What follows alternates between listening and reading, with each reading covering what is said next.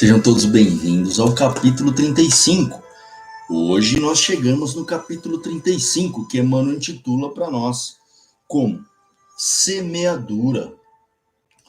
Para embasar este capítulo, Emmanuel nos traz o Evangelho de Marcos, capítulo 4, versículo 32. Vejam, no capítulo 32, Marcos diz o seguinte: mas, tendo sido semeado, cresce. São palavras de Jesus que o evangelista nos traz. E aí, nós vamos à Escritura, ao Evangelho de Marcos, para nós entendermos o sentido que Emmanuel nos traz deste versículo. E para isso nós vamos recorrer ali aos versículos anteriores, né, onde Marcos nos traz, vamos ver aqui, Marcos, capítulo 4, que trata das parábolas do reino. Vejam, Jesus, ele gostava de falar por parábolas, era uma metodologia de Jesus, ele nos ensinar o povo da época por parábolas. Então, aqui nós temos as parábolas do reino. Então, Jesus vem aqui versando sobre a candeia, que não pode ser colocada debaixo do alqueire, né? Ou debaixo da cama. E ele vem falando aqui por parábolas, vem ensinando. E aí, nós encontramos aqui no versículo 26, anterior ao 32 que Emmanuel nos traz, e chegaremos lá, que diz o seguinte: dizia também, o reino de Deus é como um homem que lança semente à terra. Dorme, levanta-se, de noite e de dia. E a semente brota e cresce, sem ele o perceber, pois a terra por si mesma produz primeiro a planta, depois a espiga e por último o grão abundante na espiga. Vejam, aqui Jesus traz um ensinamento sobre o tempo de Deus, né? Das leis de Deus. Quando o fruto amadurece, ele mete-lhe a foice, porque é chegada a colheita. Dizia ele: a quem compararemos o reino de Deus? Ou que parábola o representaremos? É como o grão de mostarda, que quando é semeado,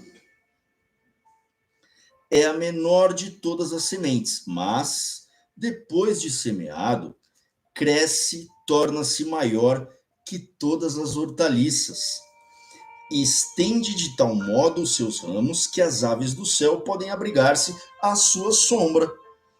Era por meio de numerosas parábolas deste gênero que ele lhes anunciava a palavra, conforme eram capazes de compreender.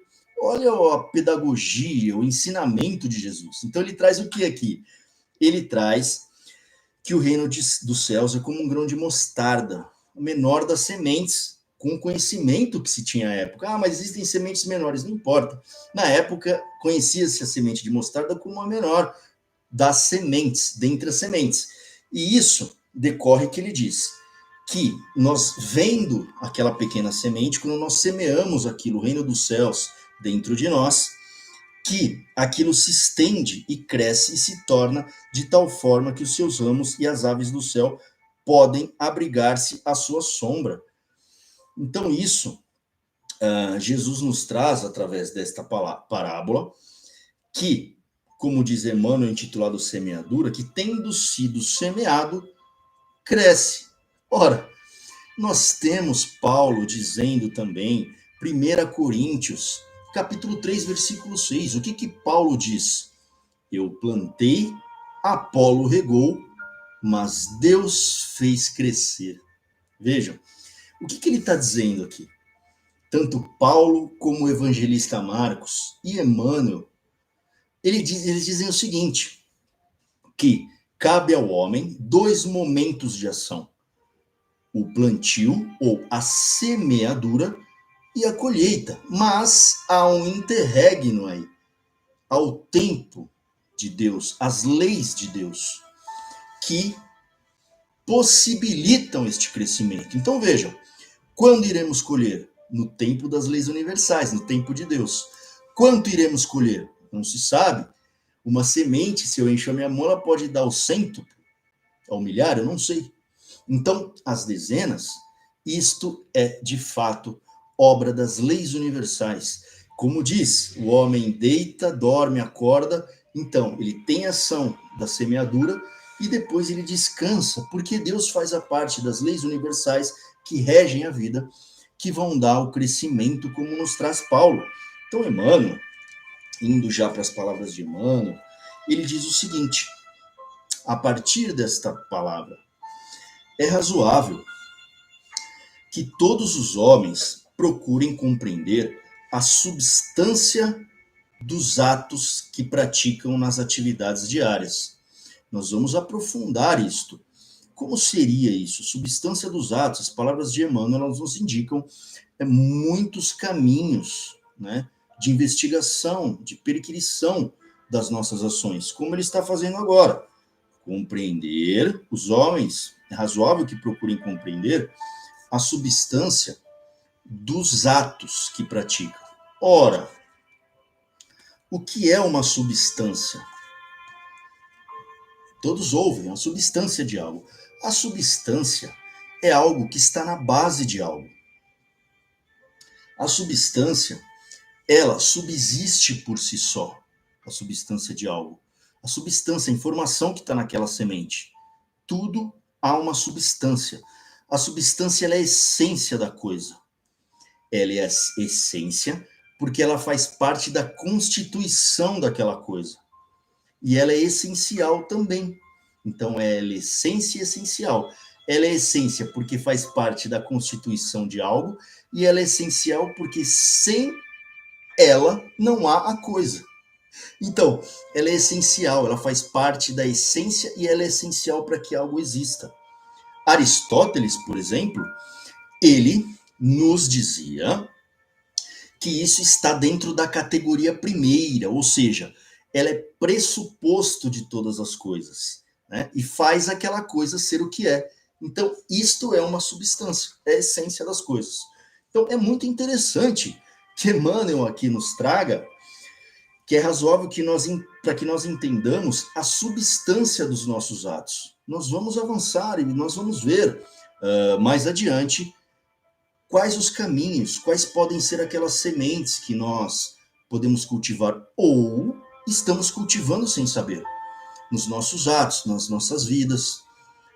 Então, ele diz o seguinte, ainda que estejam obedecendo a certos regulamentos do mundo, que os compelem a determinadas atitudes, é imprescindível examinar a qualidade de sua contribuição pessoal no mecanismo das circunstâncias.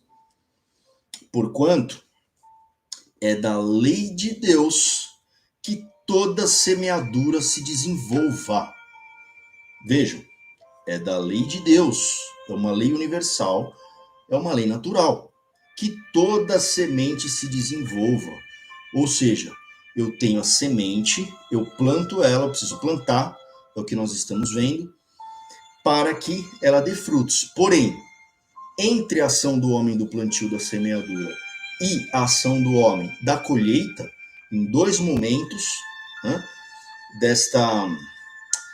deste plantio, nós temos aí as leis de Deus que permeiam toda a ação do homem. Tá certo? Então, é da lei de Deus que toda semente se desenvolve. Então, nós podemos intuir que tanto o joio, o trigo, as sementes, sejam elas de quais substâncias forem, elas se desenvolvem. Ou seja, a lei de Deus, a lei universal, é neutra nesse sentido de as desenvolverem. Então, vejam, toda semente plantada dá frutos, para o bem e para o mal. Se assim nós possamos dizer. Então aí nós já começamos a avançar um pouco nesse sentido, do sentido literal. Então, quando nós vamos avançar no pensamento de Emmanuel, nós já podemos observar que tudo dá fruto quando nós semeamos. Vamos avançar para que nós possamos entender como que nós semeamos isso. em alguns gradientes, em alguns níveis da nossa ação da vida diária. Então, ele segue. O bem semeia a vida, o mal semeia a morte. O primeiro é o movimento evolutivo na escala ascensional para a divindade. O segundo é a estagnação. Então, vejam, ele está dizendo que o bem semeia a vida, o movimento, né? E o mal semeia a morte e também a estagnação. Tudo que está estagnado, parado, não se move mais. Um corpo inerte, a morte. Então a morte é paralisação, estagnação. E a vida é movimento. Então aqui nós já temos outra chave. Seguindo, muitos espíritos, de corpo em corpo, permanecem na Terra, com as mesmas recapitulações durante milênios. Vejam, nós falamos sobre isso no capítulo 33, recapitulações. Emmanuel, ele diz o seguinte, que de corpo em corpo, né, de vida em vida, muitas vezes nós permanecemos na Terra com as mesmas recapitulações durante milênios. Então, com as mesmas atitudes, né, com os mesmos frutos daquelas ações que nós vamos semeando ao longo dos milênios, ao longo das existências. Tá certo? Então, a semeadura prejudicial condicionou-os à chamada morte no pecado. Espera lá. A semeadura prejudicial condicionou-os à chamada morte no pecado. Então, vejam, nós sempre temos aqui a figura de linguagem de uma semeadura de uma árvore, como ele iniciou o capítulo, onde os galhos depois crescem frondosos, frutos, folhas, galhos, para todos os lados, podendo abrigar nas suas sombras árvores. Então, nós temos, geralmente, a semeadura como uma árvore, como algo benéfico, algo que vai nos nutrir e nutrir os outros. Porém, é necessário que nós observemos que também há a semeadura prejudicial. Vejam, a semeadura prejudicial condicionou-os, ou condicionou-nos, né, porque ele está aqui se referindo às pessoas, a nós mesmos, que estamos aqui de corpo em corpo, de vidas em vidas, a chamada morte no pecado. Então, aí, esta morte no pecado, que é muito aludido nas escrituras e tudo mais, o que ele vem falar para nós? Qual que é o sentido disso, né? Que nós também nos condicionamos à nossa semeadura prejudicial. Então, muitas vezes nós estamos semeando algo que é prejudicial para nós e para as outras pessoas que convivem conosco ao longo de milênios. Nós já falamos isso no capítulo 33. Vejam que quando Emmanuel traz que isto nos leva à morte do pecado, vamos trocar esta palavra pecado ou substituí-la por erro de rota, erro do alvo. O pecado nada mais é que é trazido nas escrituras no sentido de que nós erramos o alvo, temos um erro ali e somos condicionados a esse erro por muitas vidas. Então, desta forma, nós nos condicionamos não só ao bem, mas muitas vezes ao mal, e na maioria das vezes sim. E isto vem sendo semeado, vem sendo colhido por nós de muito tempo. Então, ele segue dizendo o seguinte, atravessam os dias, e aí voltando um pouquinho, a morte no pecado seria, nós estamos como mortos, errando e vivendo sempre a mesma coisa, errando, e não avançando. Então, como mortos inertes ali, nós não estamos vivendo de fato, porque viver é caminhar, andar. Nós estamos sim presos em algum erro, né, recorrente, algum erro condicionado, que aquilo não nos possibilita uma vida plena. Seria a morte no pecado. E a vida, sim, nós irmos abandonando isso para vivermos, expandindo algo maior. Nós estamos em construção. Então, nesse sentido, a morte é uma paralisação. Ele já trouxe isso, com uma estagnação no erro, condicionado, sempre recorrendo nas mesmas atitudes errôneas. É essa morte no pecado. Nós estamos nos impedindo de viver outras coisas, coisas melhores, morrendo por aquele erro. Vejam, como nós vamos lidar com isso? Nós vamos avançar mais. Quem sabe nós achamos aqui algum caminho. Tá certo? Então, ele continua. Atravessam os dias resgatando os débitos escabrosos e caindo de novo pela renovação da sementeira indesejável. Então, olha só, interessante, né? Atravessam os dias resgatando débitos. Então, assim, muitas vezes nós falamos, ora, eu não sei de onde vem tal coisa, por que isso acontece comigo sempre recorrente da mesma maneira, né? É algo que não vem de mim, vem de algum lugar, mas me chega algo. Vejam, caindo de novo pela renovação da sementeira indesejável. A gente semeou algo e está colhendo. Então, não é de fora, não é de alguém, é de nós mesmos, né? Porque ele traz isso. Que nós estamos resgatando e caindo de novo pela renovação da sementeira indesejável, que nós mesmos semeamos. Então, ele segue. A existência deles constitui largo círculo vicioso, porque o mal os enraiza ao solo ardente e árido das paixões ingratas. Então vejam, a existência deles constitui largo círculo vicioso, porque o mal os enraiza ao solo ardente e árido das paixões ingratas. Então, aqui, a analogia da árvore, né? O mal também criou raízes, muitas vezes, nos nossos hábitos, nos nossos condicionamentos, de milênios, de corpo em corpo. Então, ele também tem raízes no solo ardente e árido das paixões ingratas. Então é como os vícios, algum vício que eu tenho e que eu me prendo a ele, e eu vou sempre colhendo a mesma coisa, eu não sei como sair disso, né? E muitas vezes, nós mesmos sofrendo dores atrozes, né, de existências em existências por conta dessa semeadura prejudicial, nós incorremos aos mesmos erros. Por quê? Porque estamos condicionados a eles. E ele segue.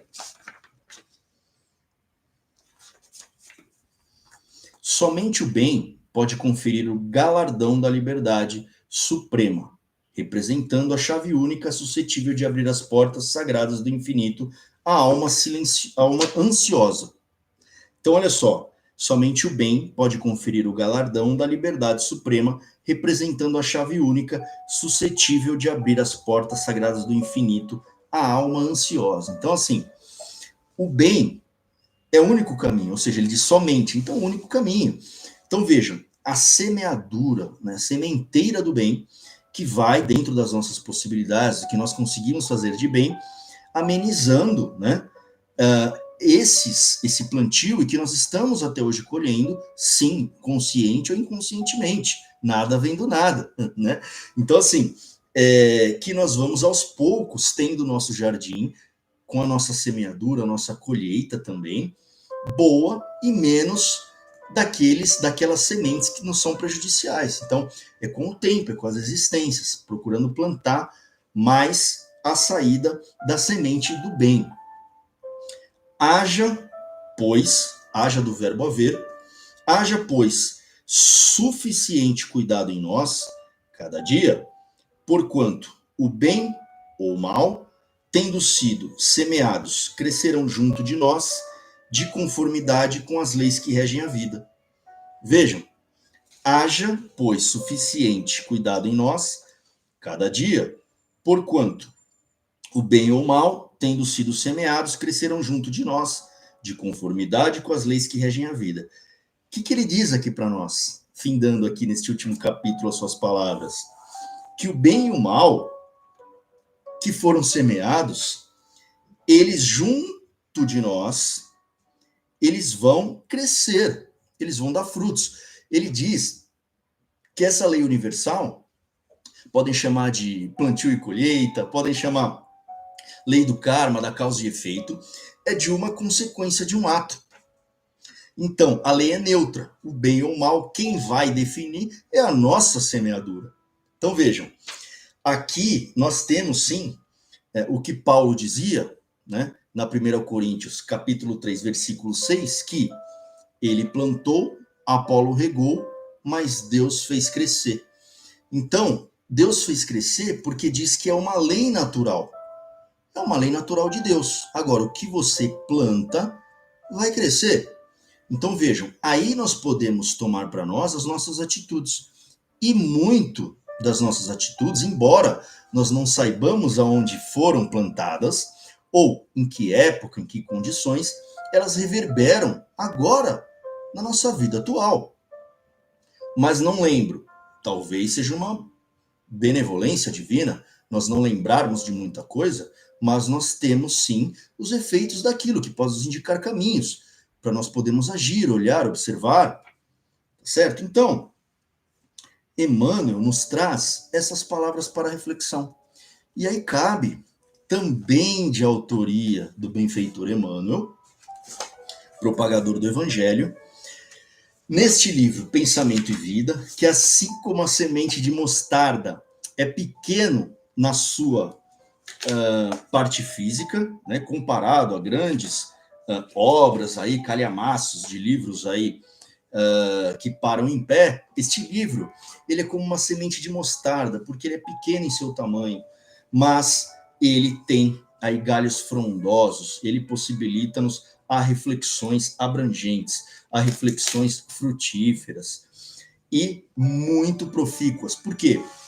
Porque ele faz, com as suas palavras, nós refletirmos mais. Então, vejam, com o próprio Emmanuel, nós vamos complementar este capítulo, intitulado Semeadura, porque ele nos traz ensinamentos, assim como peças de um quebra-cabeça, no capítulo 9, que ele diz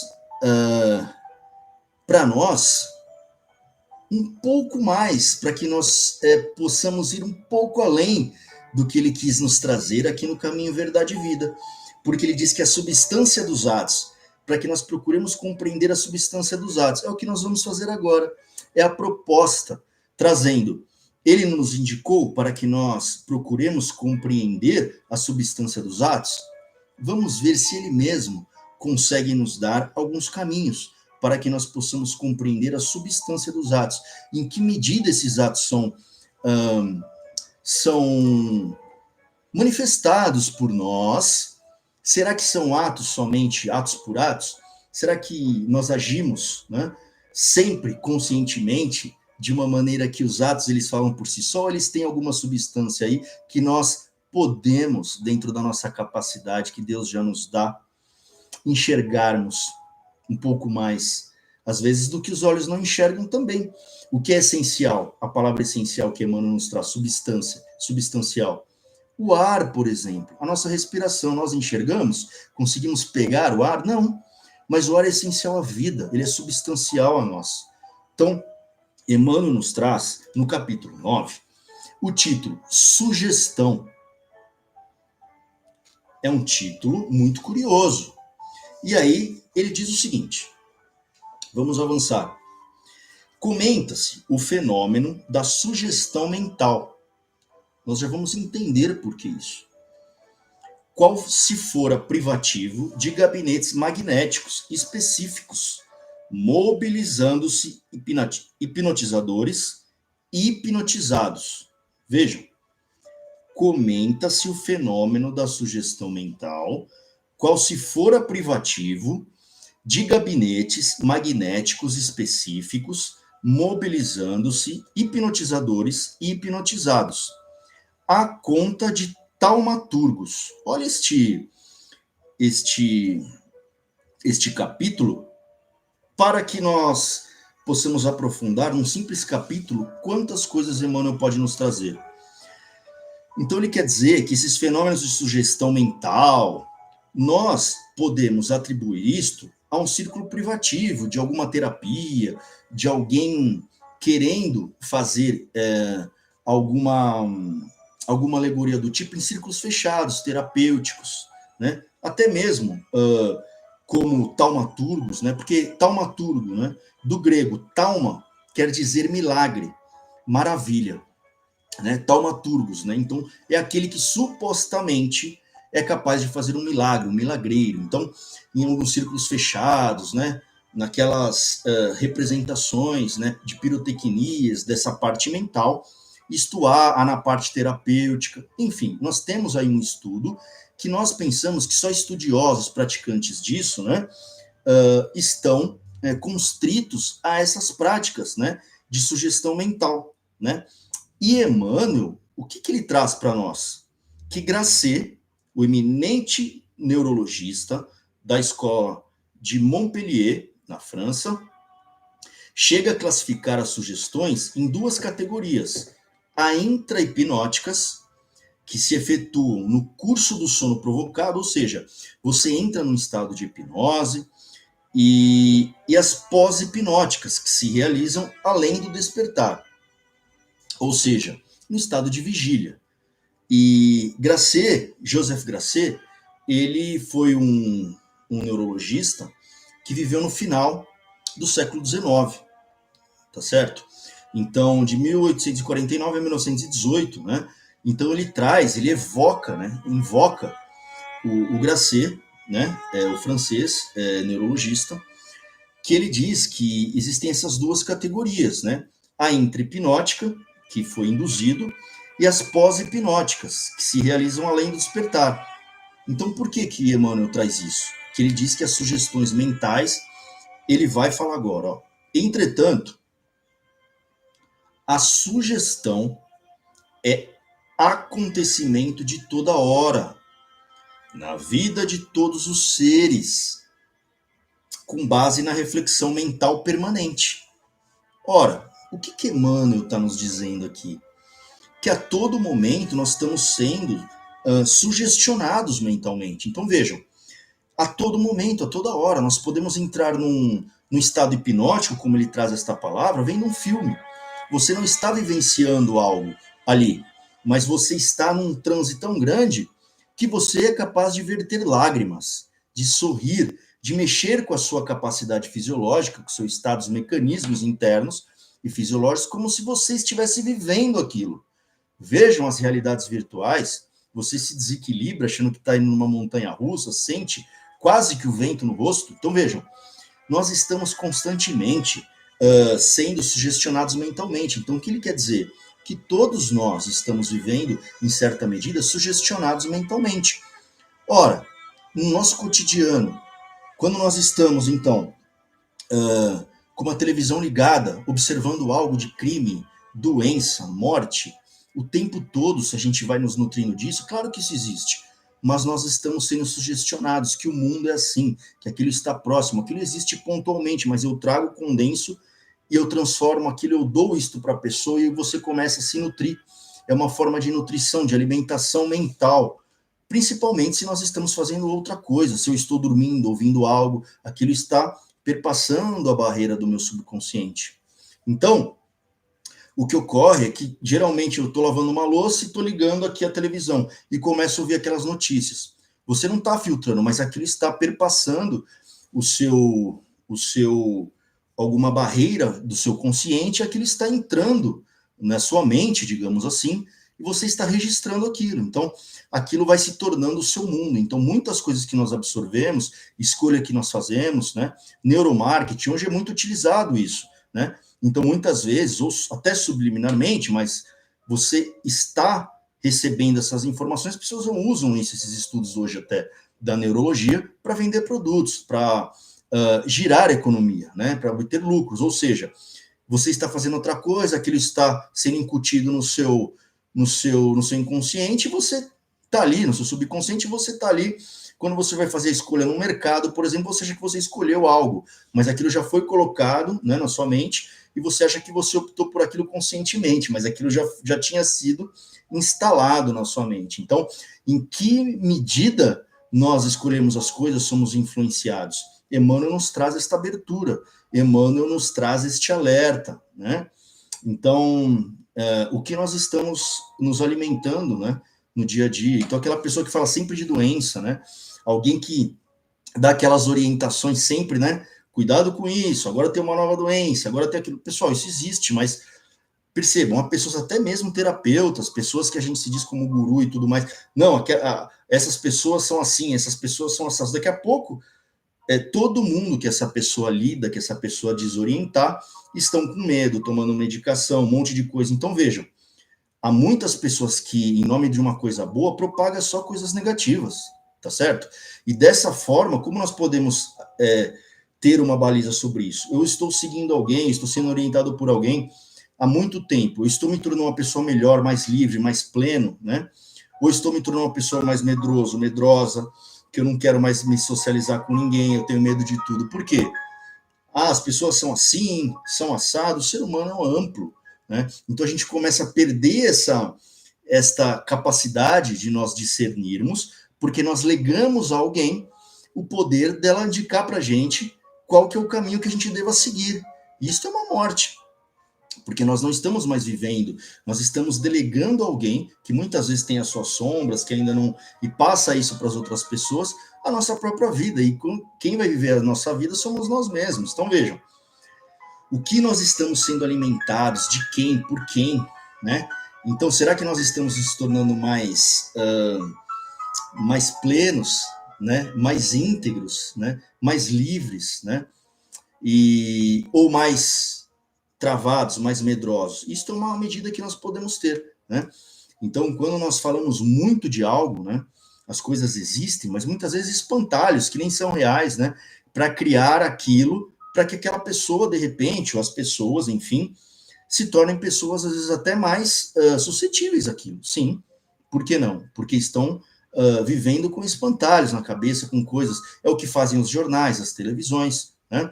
Muitas vezes nós observamos e achando que o mundo é daquele jeito, daquela forma. E quando nós saímos na vida real, uma coisa acontece ou outra, mas nem sempre é do jeito que a gente incutiu aquilo na cabeça, né? Então, muitas vezes, nós somos incitados, né, mentalmente e tudo mais, tanto por coisas positivas que vão nos ajudar, como por coisas que não estão nos ajudando mais. Então, vejam, ele diz o seguinte... que então a sugestão é acontecimento a todo momento, de todos nós, né? Quando nós paramos para ouvir alguém, quando nós estamos ouvindo uma música, né? Então tudo isso influencia-nos, né? A nossa vida e as nossas escolhas também. E aí ele diz o seguinte: dela se apropriou com mais empenho a magia, que, significando o governo das forças ocultas, tem sido, antes de tudo, o clima de todas as cerimônias religiosas na Terra. Cerimônias essas em que se conjugam as forças de poderosas mentes encarnadas e desencarnadas, gerando sucessos que impressionam a mente popular, disciplinando-lhes os impulsos. Então, o que ele está dizendo aqui?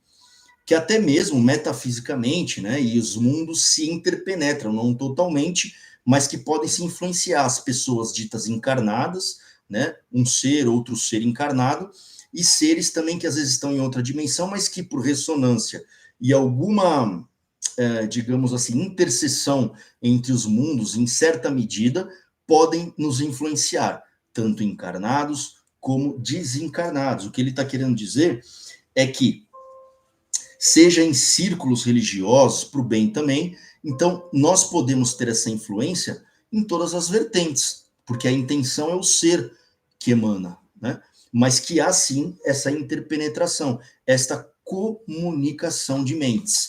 E ele segue dizendo o seguinte: força mental pura e simples, carreando a ideia por imagem viva, a sugestão como a eletricidade, o explosivo, o vapor e a desintegração atômica, não é boa nem má, dependendo os seus efeitos da aplicação que se lhe confere.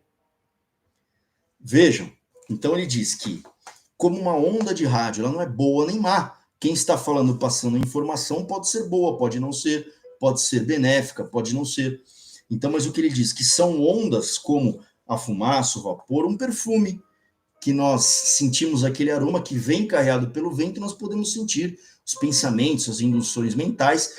Emmanuel nos traz que é da mesma forma, nós não enxergamos como ar, mas existe esta comunicação. Tá certo? Então, ele segue no seguinte sentido.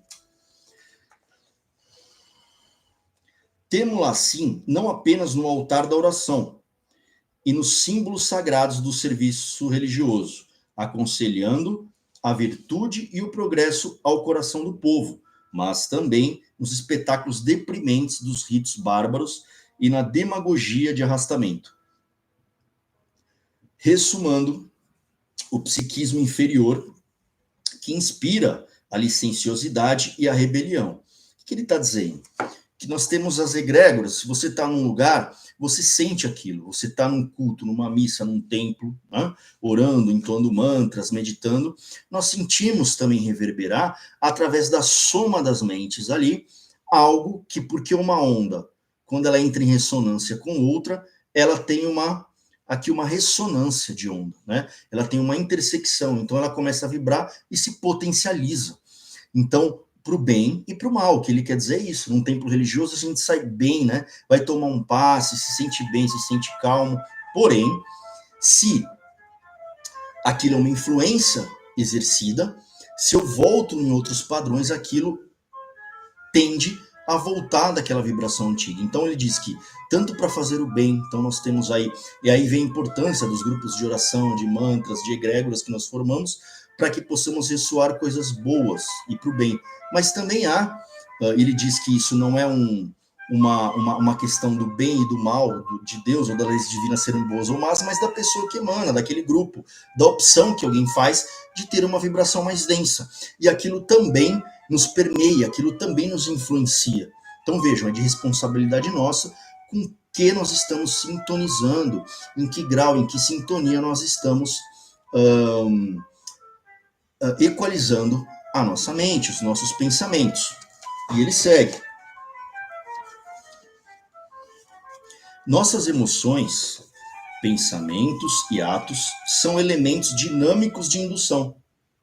Vejam, elementos dinâmicos de indução. Todos exteriorizamos a energia mental, configurando as formas sutis com que influenciamos o próximo, e todos somos afetados por essas mesmas formas, nascidas nos cérebros alheios. Interessante, né? Então, o que ele está falando?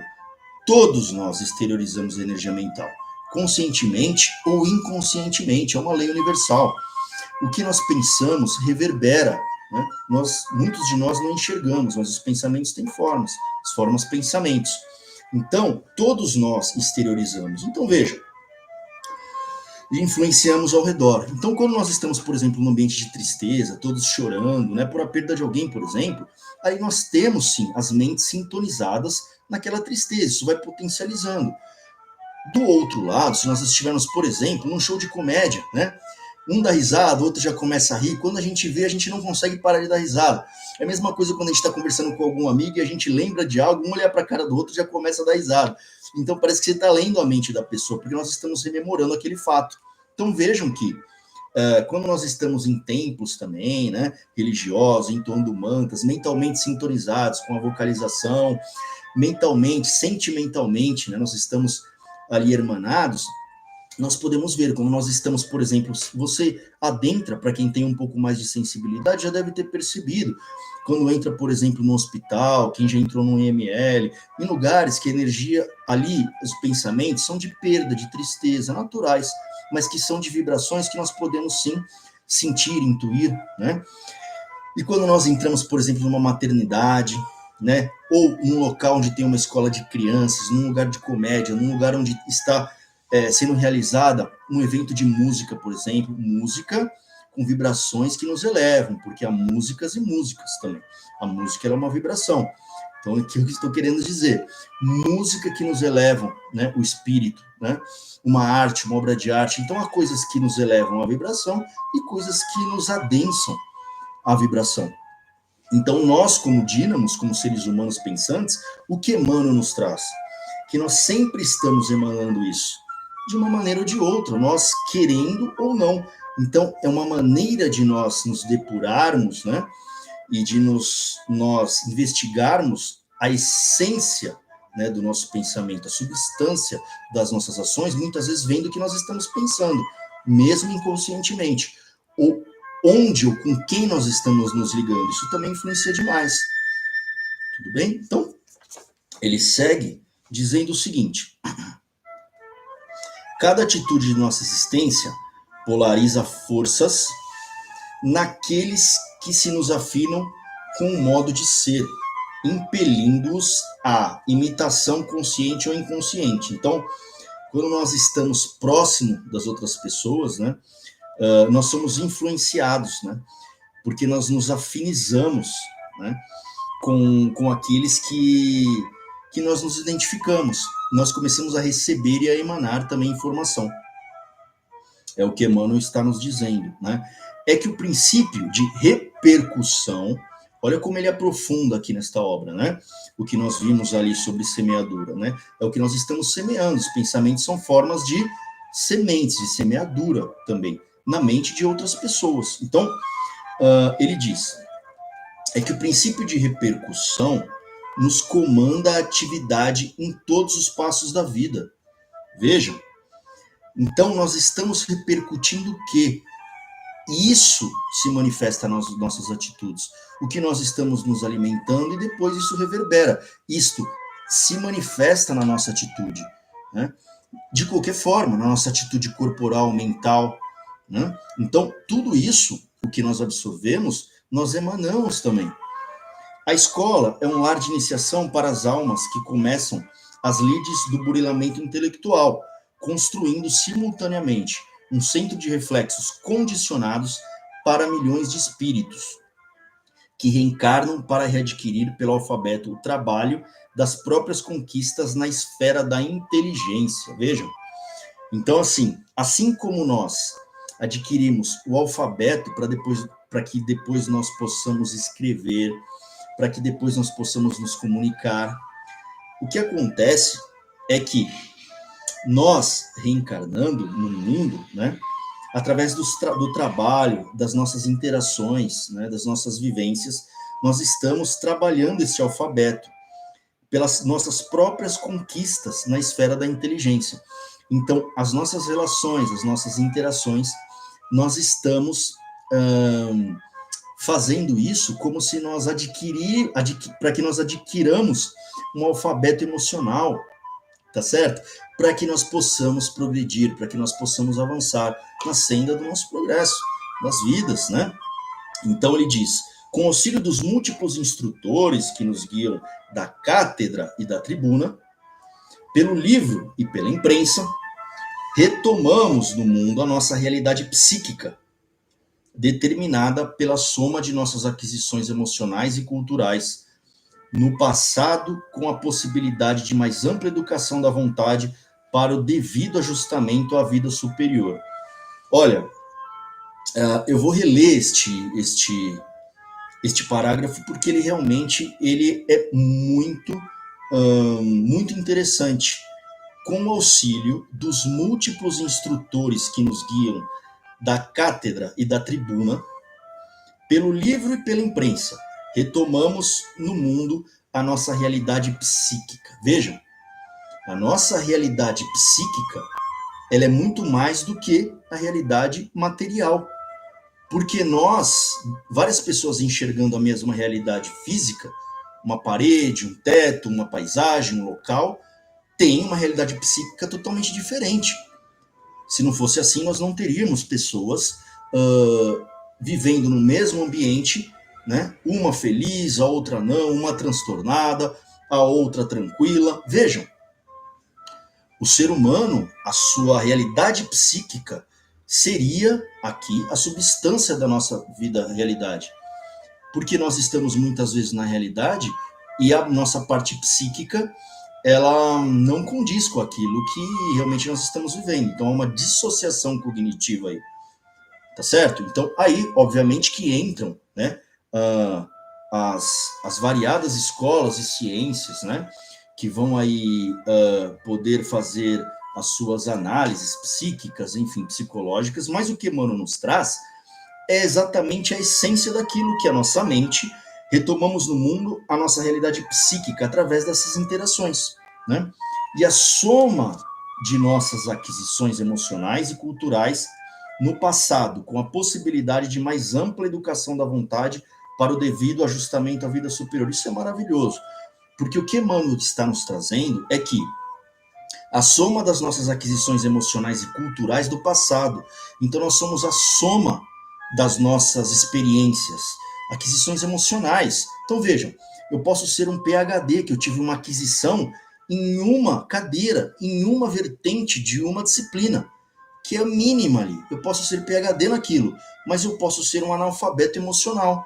Eu posso ser um analfabeto cultural. Então eu posso ser um músico maravilhoso, um maestro, que eu faço e eu posso compor obras magníficas, mas eu posso, por exemplo, ao mesmo tempo, estar endividado, ser um analfabeto economicamente. Vejam, é de acordo com o que a gente implementou de vivência, né, e de aprendizado na nossa vida, é que nós vamos poder caminhar. Então, muitas vezes, né, as aquisições emocionais, elas não coadunam com a nossa, por exemplo, às vezes, status social. Então, nós podemos ser muito bom em algo, mas psiquicamente, emocionalmente, nós ainda não fizemos as aquisições necessárias para que nós possamos avançar. E é por isso que vêm as dores e por isso que nós precisamos observar e termos as vivências que nós precisamos ter.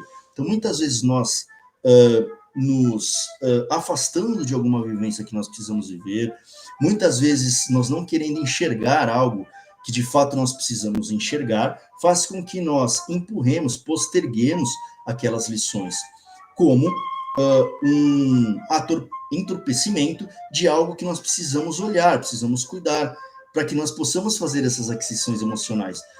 Via de regra, nós só vamos ter essas aquisições emocionais, assim como qualquer coisa que nós podemos fazer, por exemplo, na área intelectual, se nós vivenciarmos aquilo, se nós passarmos por aquilo. Então, há pessoas que já têm este arcabouço, é uma coisa super simples emocionalmente, passar por algumas situações, e tem outras pessoas que nós observamos que aquilo é um obstáculo quase intransponível. Então, daí vem todo o tratamento que nós estamos vendo aí, tratamento psíquico, por exemplo, na realidade atual da humanidade. Então, vejam, como nós podemos implementar isso? Passando por essas provas, encarando as coisas e tendo essas interações. Muitas vezes, obviamente, com algum tipo de dor, com alguma queda, com algum desconforto. Mas quem, para conquistar algo, para um trabalho, né, um título, alguma coisa, não teve que sentir muitos desconfortos ao longo do tempo? Então, qual energia nós damos para alguma coisa e que nós não demos para outra? É aí que a gente vai vendo esta colheita de algo que nós realmente, como diz a palavra, tudo que semeares crescerá. Nós semeamos muito de um lado ou de alguma vertente da nossa vida e praticamente nada ou pouco em outras vertentes. E tudo aquilo que nós não semeamos não tem como florescer. Então vejam, quando nós queremos olhar para isso, nós precisamos vivenciar isso. Nós temos que olhar para algumas questões para que nós, pouco a pouco, porque nós não iremos avançar em todas as questões numa existência só, né? Um grande maestro, por exemplo, ele tem que passar a vida estudando, né? Para você ter excelência em algo, aquilo te suga praticamente uma vida, né? Para você obter algum grau de excelência em algo, você precisa se dedicar, você precisa se abster de muita coisa, muitas renúncias. Então, muitas vezes, a gente vai conquistando algo ao longo das existências e deixando outras coisas de lado. É por isso que nós temos essa discrepância de pessoas que são muito bons em uma coisa, claudicam em outras coisas, e isso é natural. Isso é natural, faz parte do nosso desenvolvimento, né? Mas são coisas que nós precisamos olhar, e por isso que nós estamos aqui. Emmanuel nos traz este olhar para as coisas que nós achamos que nós não somos bons, por exemplo, mas que, se nós olharmos com cuidado, nós vamos observar muitos aprendizados ali, né? Então, vejam, ele traz: somos hoje, deste modo, herdeiros positivos dos reflexos de nossas experiências de ontem, com recursos de alterar-lhes a direção para a verdadeira felicidade. Então, herdeiros porque o que nós conquistamos está conquistado, né? Mas o que nós ainda não avançamos, nós precisaremos avançar.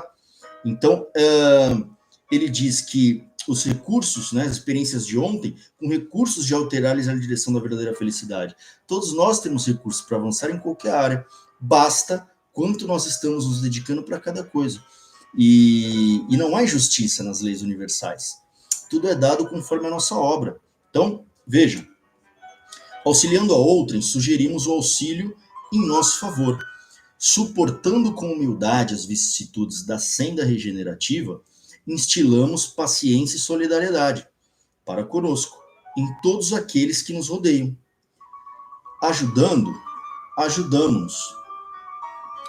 Desservindo, desservimos. Por intermédio da sugestão espontânea, plantamos os reflexos de nossa individualidade, colhendo-lhes os efeitos nas individualidades alheias, como semeamos e obtemos no mundo o cânhamo e o trigo, a cenoura e a batata. Olha que interessante. Por intermédio da sugestão espontânea, plantamos os reflexos da nossa individualidade, colhendo-lhes os efeitos nas individualidades alheias, ou seja, nós estamos interagindo, como Emmanuel diz. Nós estamos emanando, recebendo, né? Sempre interagindo com outras mentes. E desta forma, nós obtemos o quê? A nossa colheita, desta mesma forma, né? E aí nós precisamos avaliar e separarmos o que nós estamos colhendo e passar a prestar atenção na nossa semeadura. Somos, assim, responsáveis pela nossa ligação com as forças construtivas do bem ou com as forças perturbadoras do mal.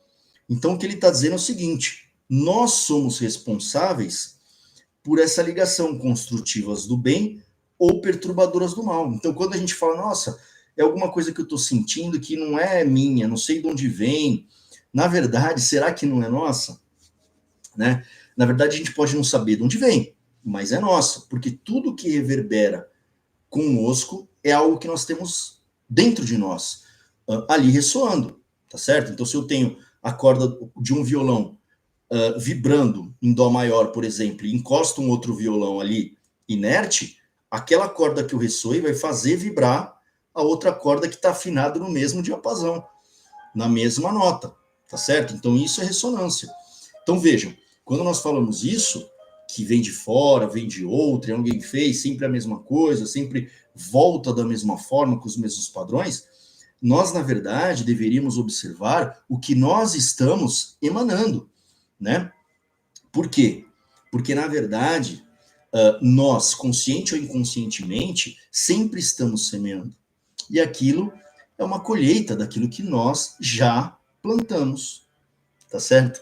Então, mas nós não lembramos. Talvez seja uma benevolência da providência divina, para que nós possamos avançar com mais tranquilidade, com mais paz, fazermos diferente, tendo essa intuição do que nós temos que olhar pelas dores inerentes das vicissitudes humanas, mas tendo uma tranquilidade maior para poder fazer diferente, né? Então, o que diz aqui Emmanuel, né, é que nós somos responsáveis por esta ligação. Não é aqui o mote, né? Nós nem vamos entrar nisso hoje, tá? Mas isso tem muito a ver, né, com os estados, por exemplo, de obsessões, né? Obsidiados, influências aí que nós temos, que muitas das vezes é aquela pessoa que se diz obsidiada, enfim, que está atraindo aquilo. Por quê? Pela sua emanação mental. Muitos yogis aí, até famosos aqui no Ocidente, né, falam que o pensamento, por exemplo, é como um bumerangue, né? Então, aquilo que você, a ponto de origem de emanação, aquilo acaba voltando, né? Aquilo acaba voltando para a emanação, não para a origem de fato, porque da onde vem os pensamentos, né? Então, assim, eu emano aquilo, aquilo passa por mim, eu emano aquilo. Então, isso é de minha responsabilidade. Aquilo que eu emanei, como um bumerangue, aquilo voltará para o seu ponto de emanação. Vejam, como uma onda de rádio, que a gente sintoniza, que você emana aquilo e volta na mesma sintonia, e ali nós vamos nos ligar a algo. Então, isso é de nossa responsabilidade. Então, aqui, hoje, o que Emmanuel nos trouxe é uma reflexão íntima dos nossos pensamentos, né? Da semeadura, do que nós estamos semeando, e seja lá qual for, né, a nossa colheita, né, satisfatória ou não, desejada ou indesejada, nós semeamos isso de alguma forma. Então ele traz uma saída, um caminho, que seria semear o bem, colhendo aquilo que nos é de direito colher, sim, para o bem e para o mal, mas semeando o bem. Dali a pouco, né, dali adiante, né, quem sabe nós teremos aí um jardim com flores e frutos mais voltados para a nossa semeadura no bem, né? Então, isto é uma questão de semeadura e de colheita, e que nós possamos, então, não delegarmos esta parte da nossa vida a outrem, né? Seja ela quem for, seja ele quem for, né? Porque quem vai caminhar o nosso caminho somos nós mesmos, né? Então, em que medida nós estamos delegando a outrem? Olha, agora eu sigo por aqui, sigo por ali, né? Quantas pessoas, cegos guiando cegos, né? Então, diz na questão 621 do Livro dos Espíritos, né? A lei de Deus está na nossa consciência. Então, quando nós procuramos uma bengala, alguma coisa para... Claro que é muito importante, né? Um monte de ferramenta que nós temos para nos auxiliar nesse caminho, né? Mas nós estamos delegando para alguém, nós ainda não estamos caminhando com as nossas próprias pernas.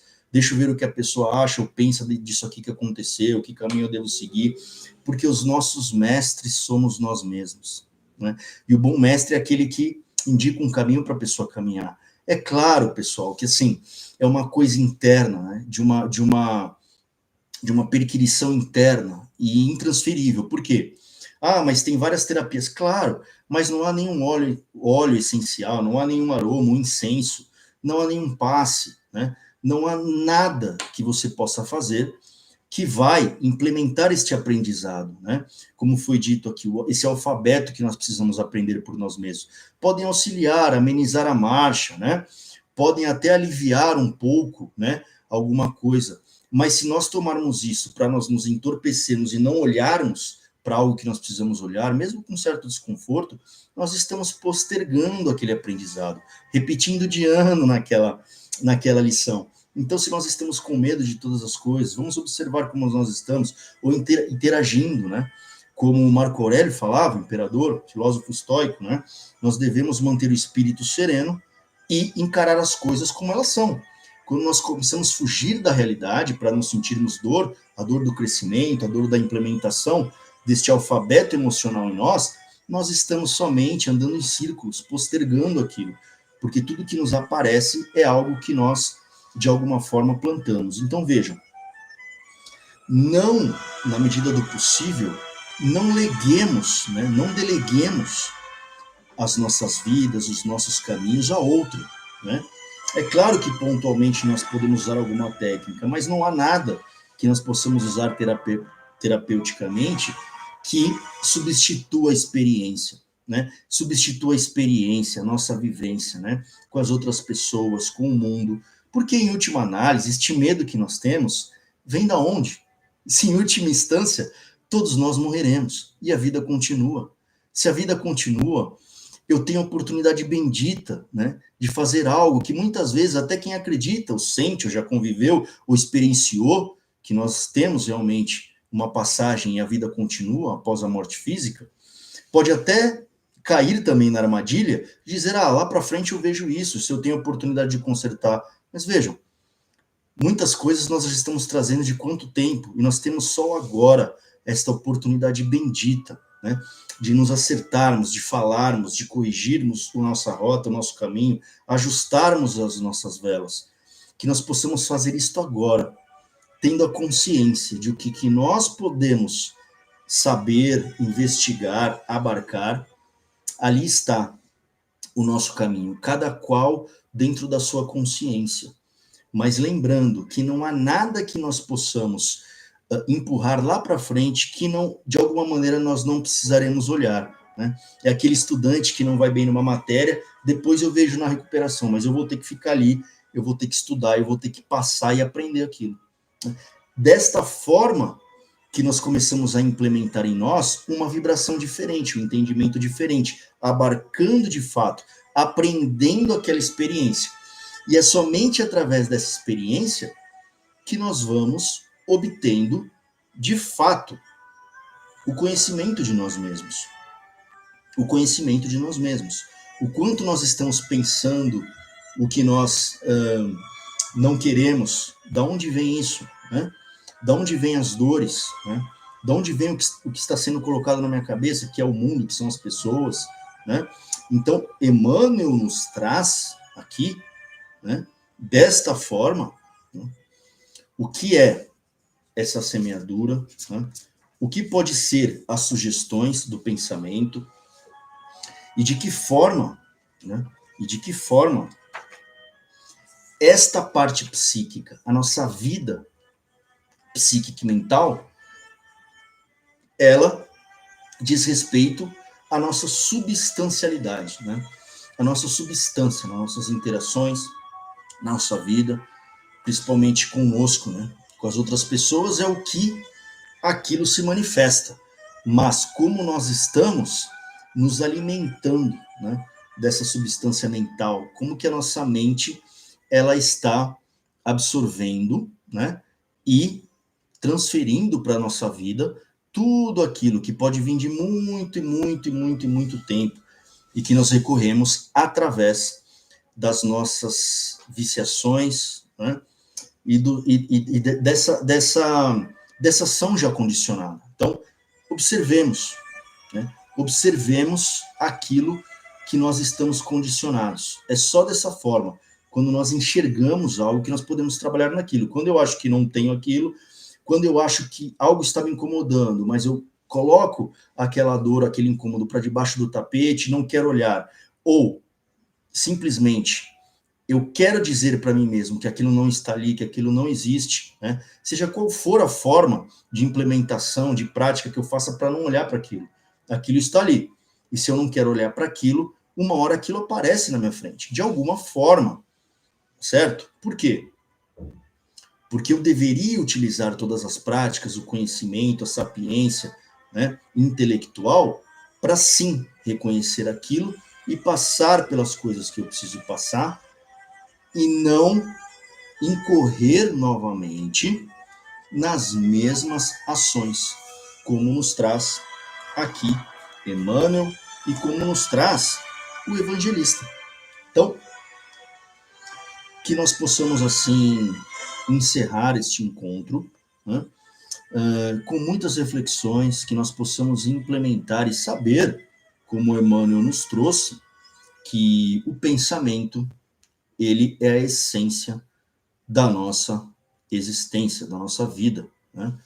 Muitas situações que nós nos encontramos, elas decorrem da nossa forma de pensar, que é onde está a essência das nossas ações. Então, Emmanuel nos traz isso no Pensamento e Vida, no Caminho, Verdade e Vida. Hoje nós falamos também do evangelista Marcos, e nós nos encontramos, então, no próximo capítulo, que é o capítulo 36. E nós encerramos, então, o nosso encontro e nos encontramos em breve.